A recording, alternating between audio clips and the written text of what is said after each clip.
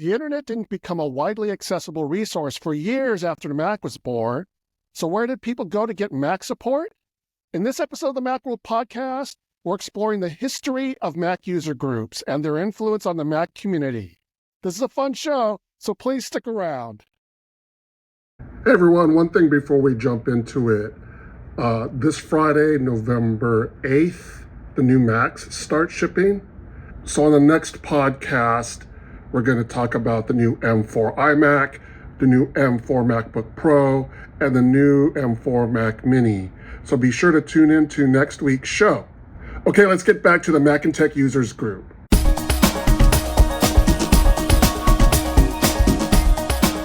Welcome to the Macworld Podcast. I'm Roman Loyola. This week, we have a special episode of the show. I met with the MacinTech Mac users group, or the MacinTech Mug for short, and this one is located in the Denver area of Colorado in the United States. They've been together for decades, and we're taking this opportunity to talk about mugs, how they started, what mugs meant in the early days of the Mac, what has happened to mugs during the time on the internet, and more. MacinTech meets monthly, and I joined them during their September meeting, which happened the day after the Glow Time event. Brad Tombaugh is a founder of MacinTech, and he speaks about the history of mugs. Several other members, including David Bourne, Robert Zimmerman, and Chris Domino, share their mug stories. I failed to identify them during our chat, so I apologize for that. And I'd like to take this opportunity to thank Andy Suhaka of MacinTech for setting this all up. So if you have never heard of a Mac user group, I encourage you to listen. They've got great stories and plenty of history. Let's get started. My career started at Mac User in the early 90s. And during that time, Mac user groups were very popular. There were there were a lot of them. You probably heard of the Berkeley Mac user group. I think that might have been like the one that, I don't know if they started at all, but they were very popular, at least in my area. I live in San Francisco. Mm. And so as time has gone by, the idea of a Mac user group has kind of waned a little bit, I guess. But I thought it would be interesting to talk about that because I think there's a lot of history there. There's a lot of community there. And so I thought it'd be an interesting topic to talk about because I'd like to present this as an episode for the podcast. And we have a wide range of listeners. So we have people who have been around using the Macintosh for a long, long time. And we have some relatively new people to the platform and, using iPhones and stuff like that. So I thought maybe a good way to start the conversation is to ask, what is a Mac user group for somebody who's not familiar with that? I actually started with an Apple user group, Apple Q, in Queensland, Australia, about 40 years ago. I just did the arithmetic. And it involved everybody except me, I think, taking their Apple computers to a school classroom, and we showed off our software and we exchanged software on disks, floppy disks. And there was a newsletter. As I may have mentioned before to this group, we had copy and paste back in those days, and that meant scissors and what we called clag, which was a white glue. And I used to cut out things and put them on pieces of paper, and then I think we had a copy machine. I think there was some rotating handles involved. And then I'd take them down to the news post office and send them off to all the members. So I was the secretary treasurer, I think, at the time. So I got involved with that. So there've been Apple user groups around for quite a long time. I don't think the Apple Q is still active, but and then when I moved to Oklahoma, we started a Mac user group there with the help of one of the local Apple marketing reps who progressed to being the IT director for campus, which I thought was a bit of a strange hire, but I didn't have much input into that. So ancient history for some of you, but I don't know how much older some of you are in terms of interactions with user groups. But, go ahead. Were you there at the very beginning of MacinTech? I wasn't, no. Oh, sorry. With Brad and Zimmy. Brad and Yeah, Zimmy. I wasn't there at the very beginning, but I did join. I joined about 88. Brad, you were before that. Yeah, I was there for the first sort of introductory meetings before MacinTech was really formed. There were a number of people that had gotten together. I honestly don't remember how many of us knew each other beforehand, but Rick Hyman and Blanche Cohen, who worked for CTA, which is Computer Technology Associates. They were a defense contractor that was in the Triad building in the Denver Tech Center. We also had a very large U.S. West office, and a number of people like Dennis Darby and Bill Pickering, who were U.S. West employees that were starting to use Macintoshes. And Mike Phelps and I from SAIC were all within a few blocks of each other. I think our first meeting was actually at the CTA office that Rick Hyman and Blanche Cohen hosted. And then because they were a defense contractor, as was SAIC, they had some difficulty getting visitors into the building. And so Dennis Darby was able to host the meetings at the Millennium Building, which was a U.S. West facility. So most of the early meetings were at the U.S. West building, the Millennium Building that's there in the DTC. So, Brad, are you one of the founding members of MacinTech? Yes. Yeah. And how long ago was MacinTech established? What did we have in our notes, Andy? I think like May of 1987. Oh, wow. Wow. May I ask, what was the motivation of starting up the mug? Was it just basically trying to get people together with this common interest? Yeah, so I think a number of things were happening, Roman, at the time. Yeah. In the mid 80s, the whole notion really of personal computers was still somewhat new. Right. So most people were not very familiar with any of the concepts related to personal computing the way that, we are now. If you need help with your computer, ask one of your kids, right? Understanding how to utilize a personal computer was a whole brand new field for most people.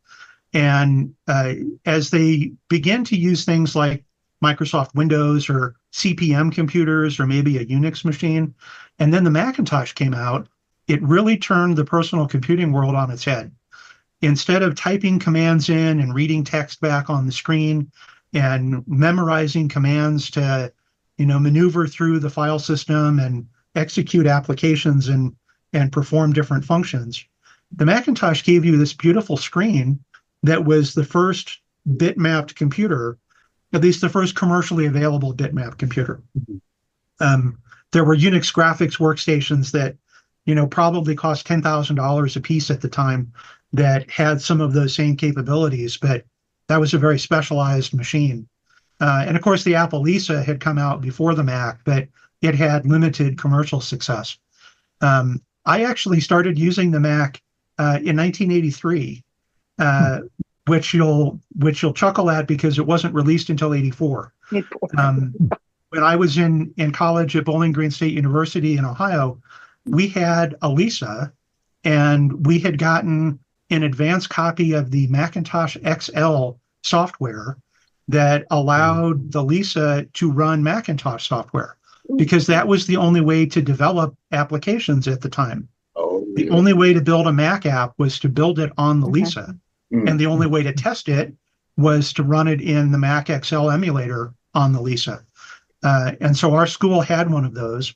And I happened to have gotten one of my first campus employment was working for University Computer Services doing technical documentation.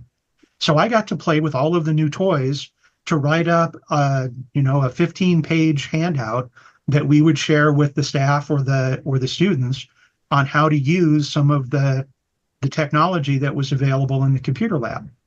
So I had gotten to play with the Lisa and the Mac XL at the end of 1983, prior to the release of the Macintosh. And then when the Macintosh was released, we got a couple of them that were in our computer lab at the university. And there was always a long line waiting to get to use the machine, right? There was a lot of excitement around it. So I ended up grabbing all three of the manuals that were available for the Mac at the time. There was one on the Macintosh System and Finder, one for Mac Write, and one for Mac Paint. And while I sat on the floor for hours waiting for my turn to use the machine, I read all three of those books from cover to cover, which then instantly made me an expert because, as you know, no one else reads manuals. So we don't need no stinking docs. that's right. Back in the day, but not much anymore. Yeah. So I became an instant Macintosh expert because I actually read the manual that came with the computer. And then I got to write up a guide for the faculty and staff on how to use the Macintosh. So, Roman, back to your question about the Mac user group. A lot of people who had Macintoshes either had limited exposure to personal computers in general, or if they had computer experience, it was with the command line interface on something like Windows, or not Windows, would have been MS-DOS. DOS, yeah. In MS-DOS, or maybe a CP/M computer, maybe a mainframe. So there was a lot to learn and a lot to discover. And this was really mostly pre-internet. The internet at the time probably required that you use a modem with a dial-up connection, which may have only been 300 baud, if you can imagine that today. Yeah. And most of the sites that were available on the internet only did FTP. This was before the web. There was no web browser yet.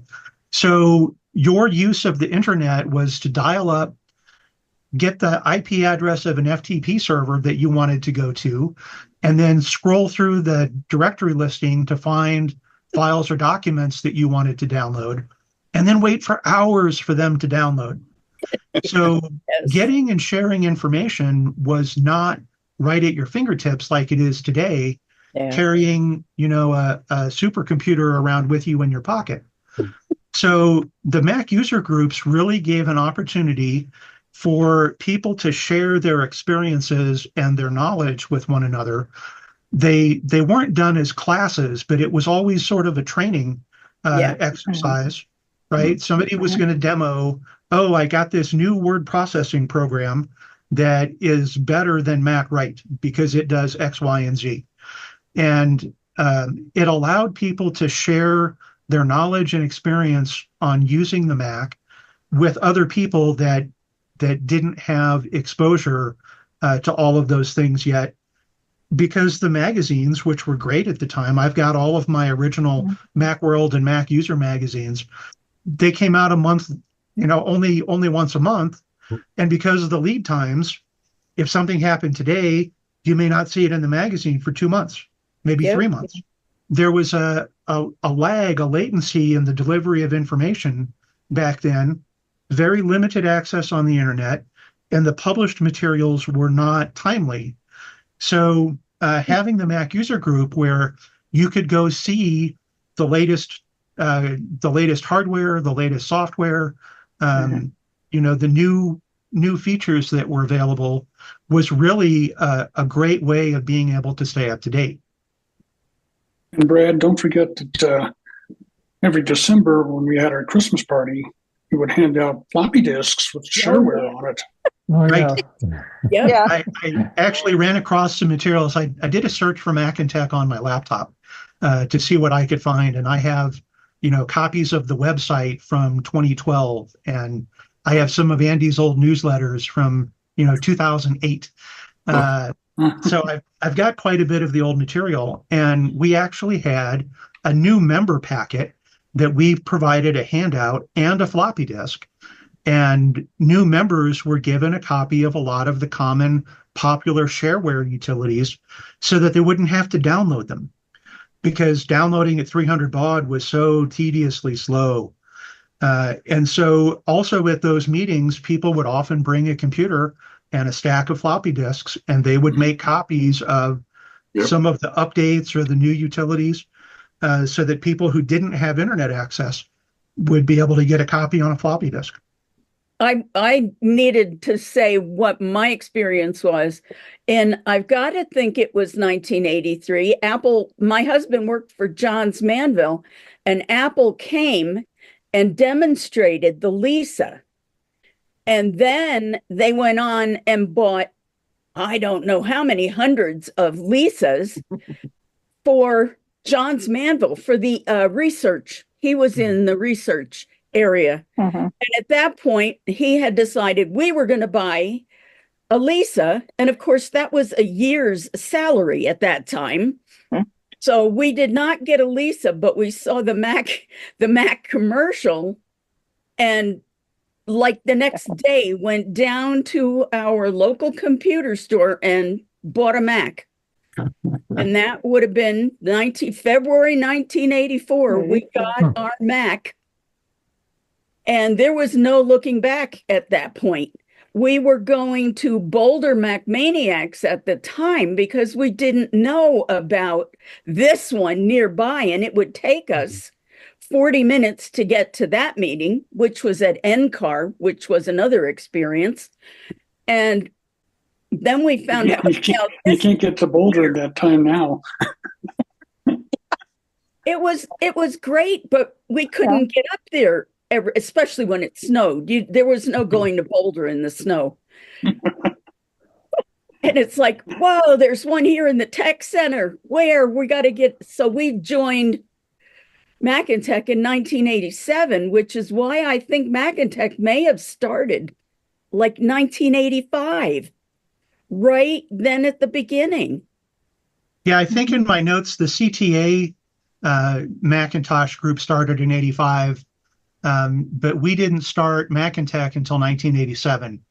At least that was when the club organization was actually formed.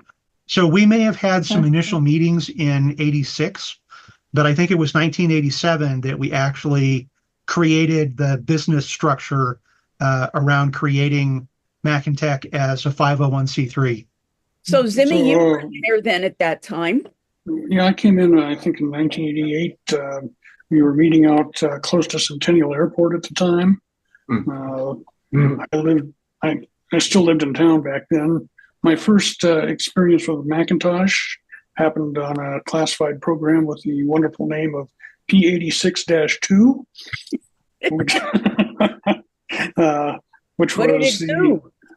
What did it do? Well, it was the second classified program that my company was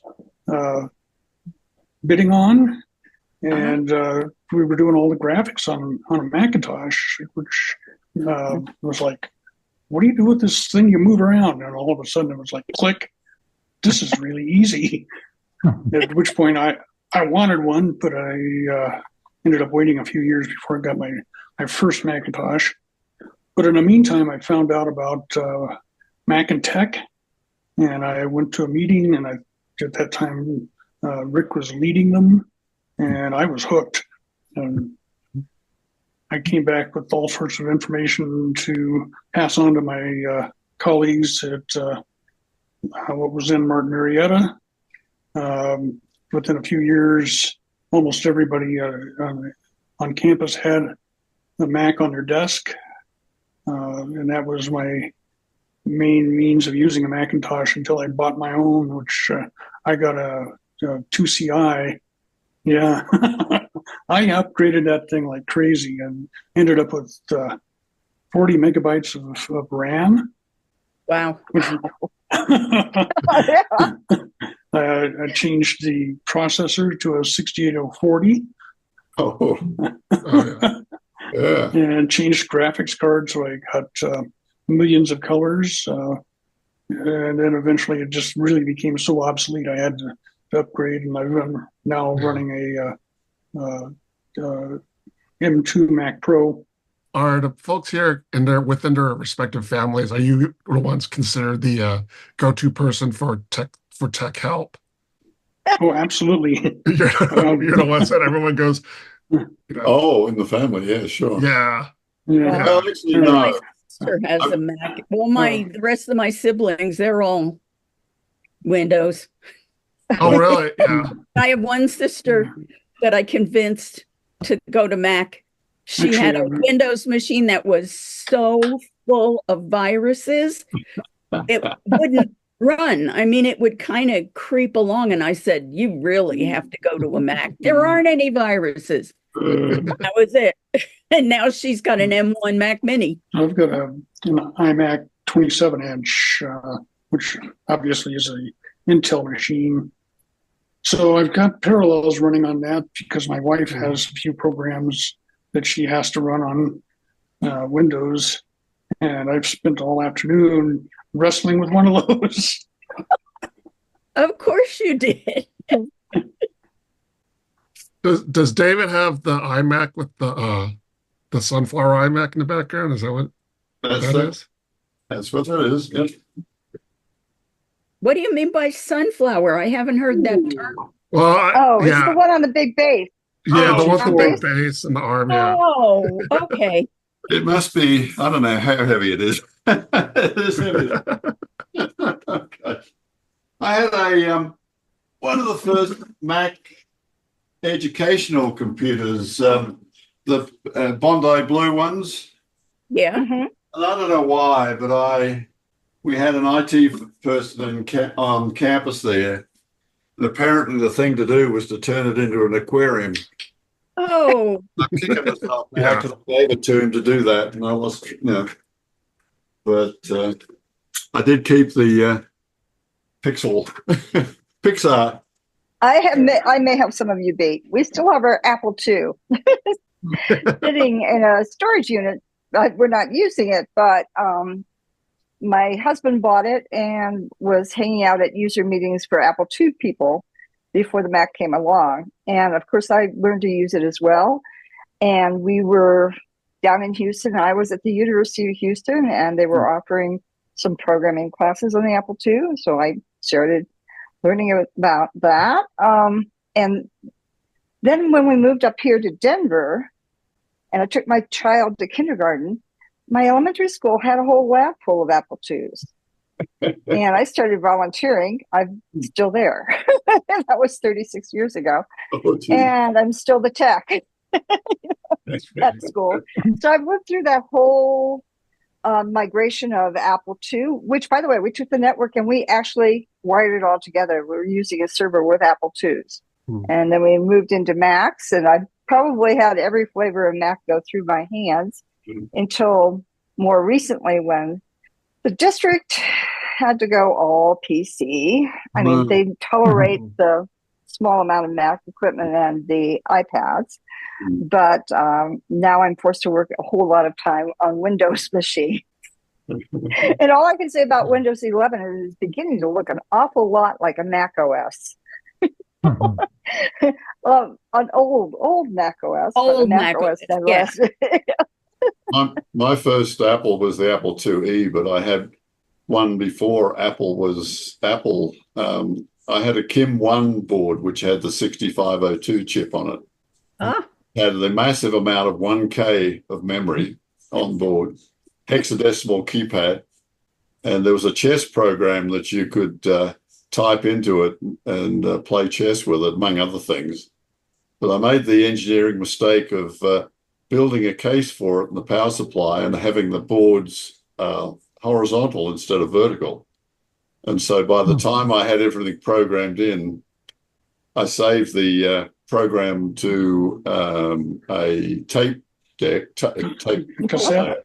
Yeah. and it wouldn't load because when it was cold, it was the timing crystal was off. So it was a fun little device. I built I upgraded it to a 4K, 5K total by soldering on about 16 different chips onto a board. Oh gosh. That was a fun exercise. That was back in the day when I was using a modem. You know, I was dialing into the mainframe in University of Kentucky, and unfortunately, the phone line was bad when it rained. And if you know Kentucky at all, it rained a lot, and it would do things like insert control characters into the stream. So it wasn't even possible to see what was wrong. You just had to delete the whole line and retype it. That was. But I have to agree with what Brad said earlier, that one of the great things about getting together in a group was that chance to share information. And the other thing that was happening was huge audiences for anyone who came into town to talk about something. I can remember being at Adobe Photoshop 3 conference that was packed. That the best way to learn all this stuff was to get together as a group and see the presentations. I mean, there wasn't any better way to learn about it.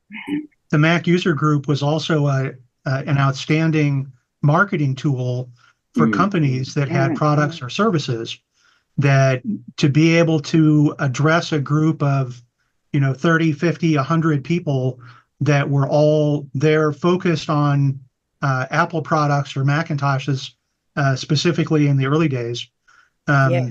They would often send user groups demo copies of software, which they would often do a demonstration and then often would raffle off or use. But there were a lot of local representatives that were in different parts of the country that were essentially salespeople representing their company's products. And so we would get visits from Betsy Rubner from Claris to show all the Claris products when they came out. And I don't think we ever had Guy Kawasaki, but someone from 4D, would come and demonstrate their database product. And it was a great way for companies to market directly to consumers, where they could give a presentation to a group of people, even though it seems small by today's standards. Being able to send somebody to Denver, they would often be here for a few days, and they would go to Boulder Mac Maniacs one night. They would come to MacinTech a day or two later, and they would hit 3 or 4 user groups in the area in order to get presentations on their new products. Was a great marketing tool for them and a great learning opportunity for the user group members. Yeah, in-person demos. That was invaluable. Yes.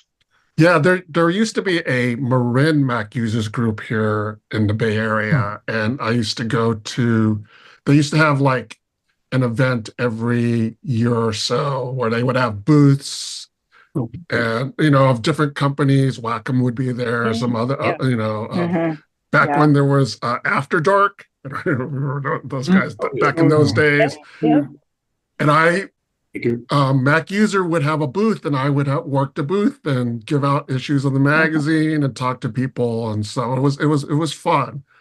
It sure, in the early days, it really, really was a lot of fun. Yeah. Bob, weren't you around in the 80s or 90s? Yeah, I was. I recall going to MacinTech meetings at the old U.S. West building.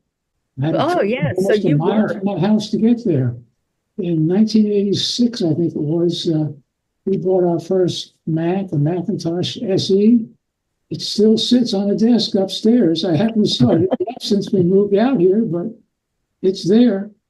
This is Becky. I'm a relatively new member of MacinTech, maybe since 2011. I got my first Mac in 2010, and it was a MacBook Pro.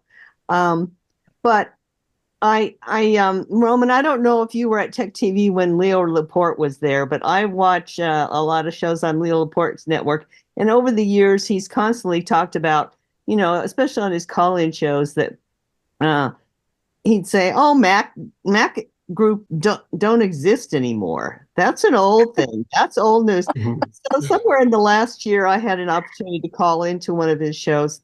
And that was one of the first things I told him. I said, "Leo, I want you to know there are still a few Mac groups out Yes. there. I'm a member of one. Mhm. Thank you very much for that.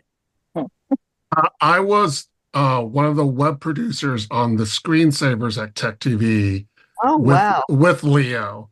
So I used to work directly with Leo. And if you used to watch Tech TV and the screensavers, so they used to do this thing called show notes. They used to take calls and stuff during the show, and they would offer support. I basically wrote the show notes during the show. Mm-hmm. And then I was the technical web producer, I guess you would call it. So I would handle content that was on the technical side. And then the screensavers also did a lot of tech lifestyle stuff. So that was another producer. If there was a how-to, I was usually involved in that. So yeah, so I know Leo. Yes, I haven't spoken to him in a long time, but I do know Leo. Yeah, he's been around for a while. Well, I was happy to be able to inform them that there still are a few old timers out there that are in Mac groups, that there are still a few around the country. Well, that actually is a good segue into what I want to talk about with Mac user groups, is kind of like the influence of the internet. So is it fair to say that the internet is the reason why Mac user groups kind of became less popular? I think over time that's happened. You get your questions answered on the internet now. So Yeah. But at the beginning, I think the internet aided the user groups because it made it easier for the groups to make themselves known. Right. And people learned about the internet by coming to the user groups. that's true. I think there's definitely been a shift, though, that, if I can just make the casual observation, most of us on this evening's call are of a certain age. People who are younger, who grew up in the internet age, and after the advent of Google and, places like YouTube, rather than, going to a library or going to a user group meeting to talk to other people face to face, later generations have become much more accustomed to just instantaneously searching the internet on their phone and, finding a website, finding an article, a blog, finding a YouTube video now, that the younger people that were kids when the internet became available and commonplace are much more accustomed to searching for the answers they want, and maybe not quite as discerning about getting feedback on whether it's a good product or a bad product. I think some of us are more inclined to say, Chris, in your experience, what do you think is the best photo editor? I'm thinking of, X or Y. And I know that Chris has used them. And she has the expertise to be able to say, if you're trying to do, color corrections, then Photoshop is better, but it's expensive. If you're just trying to crop your photos and make simple adjustments, then this other product is probably more cost effective, right? So you can get that kind of feedback from people that have real world hands-on experience that you can't always find on the internet. And so I think that the user groups still have their place. There are people who prefer to talk and see and discuss rather than just reading somebody's posting on the web somewhere where you don't know that person's background. You might also notice, a number of the people who are in our group are software developers, they're engineers, they're IT professionals. A lot of us have a very strong background in these IT arenas. So, when Zimmy tells us that a product is a good product or a bad product, I tend to believe him because I know that he's got the expertise to back up his opinion. You see so much stuff. I think one of the places on the internet that I tend to avoid is Reddit. Everyone on Reddit has an opinion, but with no basis, right? And so you can't really trust the opinions that you get from Reddit users because you don't know how to gauge their expertise. Yeah. And so I think the Mac user group community, where, I've known Zimmy for, 25 or 30 years now. I trust his opinion when he says this is a good product or a good value, or Chris's expertise in the multimedia world, because I know that they've got the experience to go along with that opinion. And that's something that's often lacking on the internet. And I will say, Roman, if you never have, at the AWUGU, Apple World, was it, David? User Group University was put together for leaders of user groups. And we had a meeting yesterday, and I think there were 40 people present. So they're definitely still out there. Yeah, but a lot of them here in Colorado have gone away. Yeah. I don't know if Silicon Mountain is still around. I don't know. But Boulder. There was one in northern Denver that's gone. I think we're the only one in the metro area left. I know that Apple doesn't really. And they don't support them anymore. Do you guys? Yeah, they used to do something. When I was researching some topics, and I looked up see what kind of support Apple does for user groups. There used to be a website that user groups could use as a resource, and all the postings there were outdated. There were, or it hadn't been updated in a couple of years. It looked like. We've had members who ended up working at Apple, and they were told they could not interface with us because they were afraid that something would get out.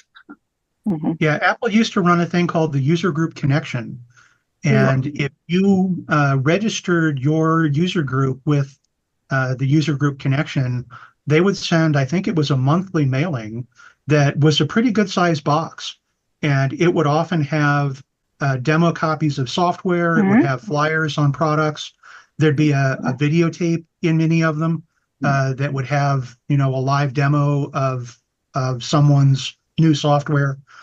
They provided user groups with a lot of resources that we were then able to share in our meetings, that we could demo the software, we could play the video. There was a lot of support from Apple in the early days, was sort of a grassroots marketing for Apple. There was a lot of resistance to Apple through the early years because they were perceived as being expensive, for one. Although I think when you looked at the longevity of the machine, the use of the machine, it was really a much better value than a PC that was cheaper, because you got more done with the Macintosh than you did the PC. And the PC you basically had to replace every time Microsoft updated the operating system. None of the previous hardware was supported adequately.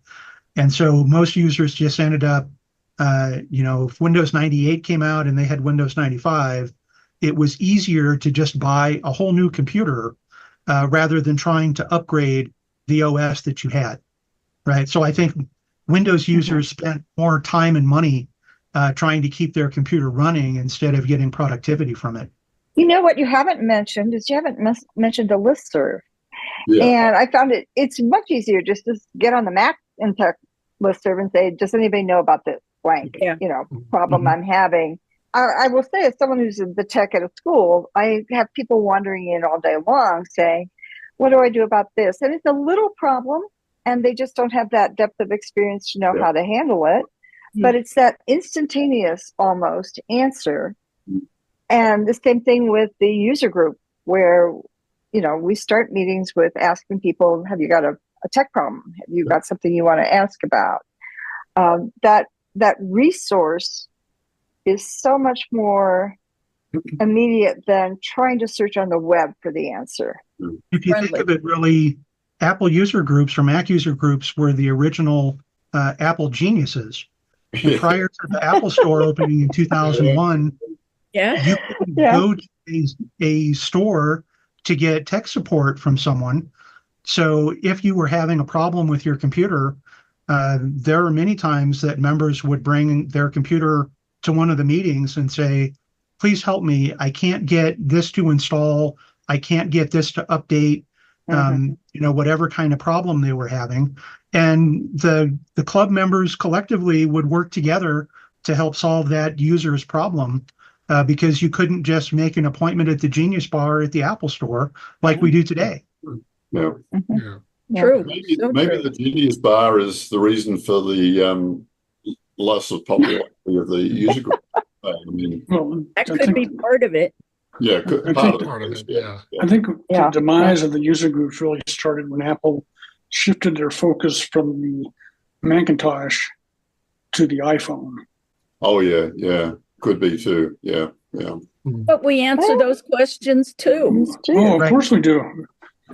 Yeah, even Take a look at David's questions from this week and or this month, Yeah. and you'll see Yeah. half of them are more from have something to do with the iPhone.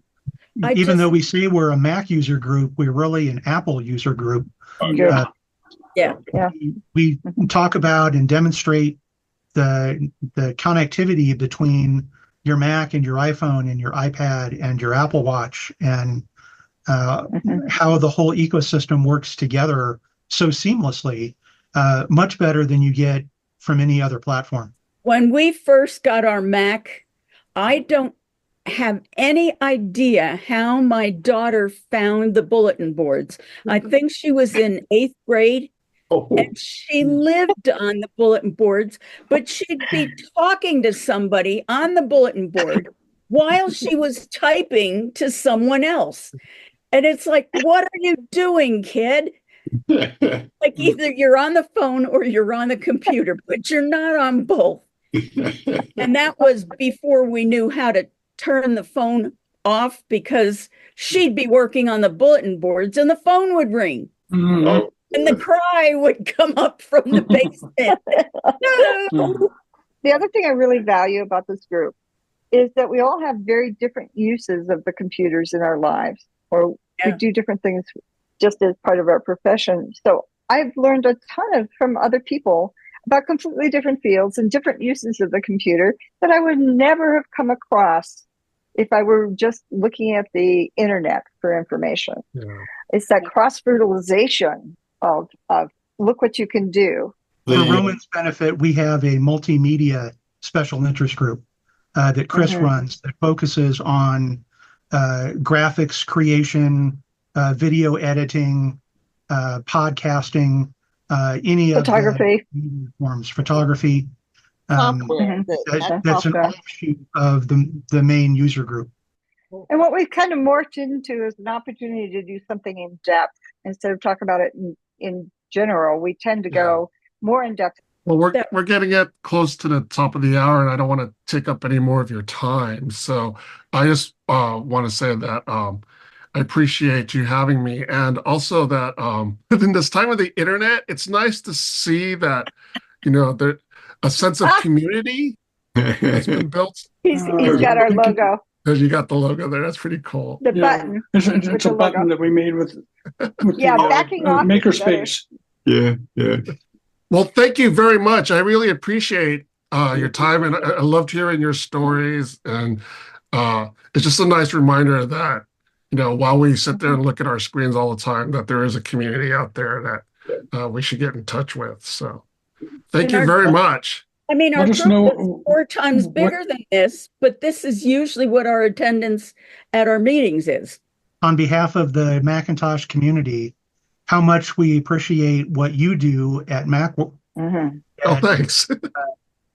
Continuing to have that voice, to have a resource to draw on, to get the in-depth reviews and the long-term feedback from a trusted source is invaluable still. Yes. Even though now it's more web-based than Yeah. publications, journalism like Macworld is still extremely valuable. Well, thank you very much. Appreciate it. To Brad's comment, and very much so. And we miss the conventions. We miss going to Macworld. Yeah, But I miss it Yeah. too. I miss Yeah. it too. That does it for this episode of the Macworld Podcast. Thanks to everyone at MacinTech Mac Users Group. And thanks to you, the audience. Thank you for tuning in. For more information on the MacinTech mug, go to macintech.org. There's a link in the show notes for this episode. You can subscribe to the Macworld Podcast in the podcast app, on Spotify, on YouTube at the Macworld Podcast channel, or through any other podcast app. Do you have any comments or questions? Send us an email at podcast@macworld.com, or contact us through X, that's at Macworld, or on Threads, that's at Macworld_HQ, or on the Macworld Facebook page. Join us in the next episode of the Macworld Podcast as we talk about the latest in the world of Apple. See you next time.